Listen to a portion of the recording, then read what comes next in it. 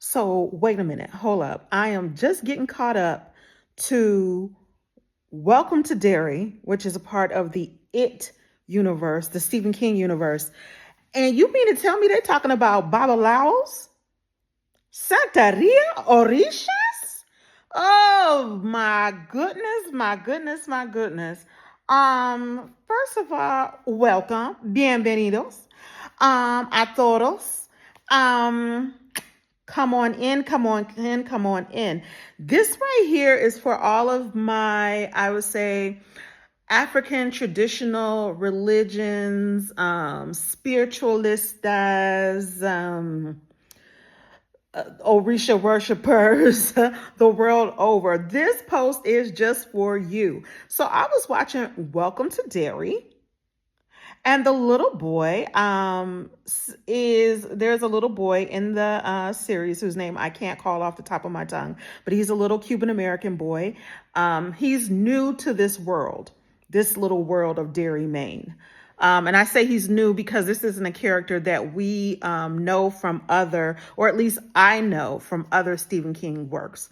But this little boy talked about how they're trying to capture the image of a spirit so they can get the little girl's father um, out of jail. And I'll leave it there. I don't want to give too many spoilers, but the little Cuban boy goes, "Oh yeah, my tío back in Cuba, he was a babalao." What? I say what? I say, well, benediciones, okay? All right. And I actually speak Spanish way better than that. But y'all know what I'm saying. It threw me for a loop. I said, your tío is a babalao. I'm thinking to myself, say what? My brother is a babalao. I'm second generation practitioner, Ifa worshiper, if you will, Lukumi. But that's neither here nor there. So I'm like, okay, I'm just enjoying the series as merely a fan of Stephen King novels and movies, and I'm watching it from a critical eye and as a fan, seeing if I can really get into the series. So this was episode 3. He says my uncle is a babalao, and he used to conjure up the orishas to go after people who he did work for, spiritual work for, and they wouldn't pay him the money. So he would conjure an orisha to go get them. And he was like, the orishas, sometimes they can be used for good and for bad. So, now I got to look up who are the writers on the show. Then, because I need to know Babalao, Orishas. Wait a minute. Is somebody doing a little due diligence? What are we doing here? But the other thing that I want to bring up is that he said that when he really wants to scare people, he goes to the graveyard and he basically raises or lifts the spirit of one of their dead ancestors to go and haunt these people so that he can get the money that is owed to him. Child, listen. I want y'all to go ahead and watch this episode and tell me what you think. I think it's interesting that the Cuban American kid is, I will say, whitish looking, as opposed to a Black Latino, or even more of a mixed race looking Latino.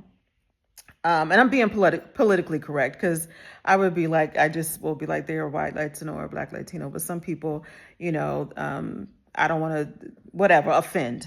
Anywho, I would say this, interesting episode, interesting take on it. They actually go to the cemetery to do a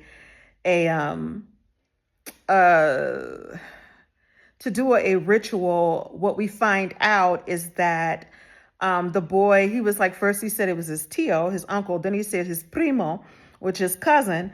And we realized that the little boy has used this information that he got from someone or someone else in his family and was just trying to impress the girls.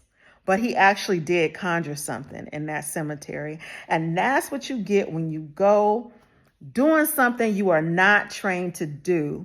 That's what happens to you, people. That's what I think. I've seen a lot of people on the internet, and I've met a lot of people in real life who talk about these ceremonies that they basically dreamed up in their head. And they're like, no, I'm telling you, I conjured something. And I'm like, yeah, I know. I'm sure you did. If you don't have Orisha, you're not conjuring Orisha. We can fight about that, argue about that, whatever. I am discussing this from my point of view, my experiences, and my understanding.